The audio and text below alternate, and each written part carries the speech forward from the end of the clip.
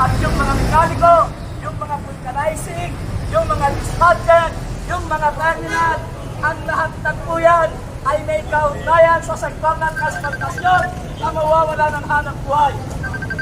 Libo-libo na nga ang pagkakwan ng mga manggagawa na walang trabaho. Ang gobyerno ito ay itadagdag pa niya itong malawak na bilang ng mga ito sa kasalukuyan. Yan po, ang hindi natin naparamdaman ng kanya, ang hindi natin kanya-resolva, binibigyan natin sa solusyon ng iba't ibang mga alternatibo ng rekomendasyon sa gobyerno ito.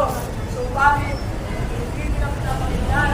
Ang pangaba, ang aming kulita, ang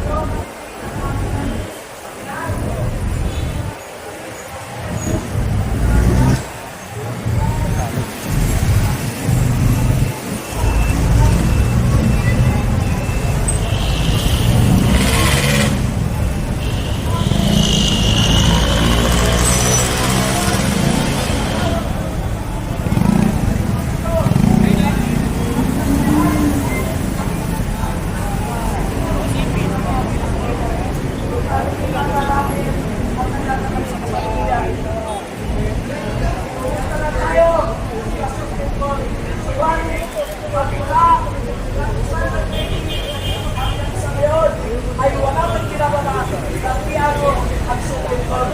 Inulog nila yung kaso. Itinimanda natin ng DOTR. Itinimanda natin ng LTFRB doon sa Supreme Court upang ipatigil itong bogus na programa. Ang dulot ay kawalan ng hanap buhay at pagkamaon sa mga utang. Itong mga driver at operator, kanya ayaw namin pumasok yan. Pangalawa, pumunta na kami sa House of Representatives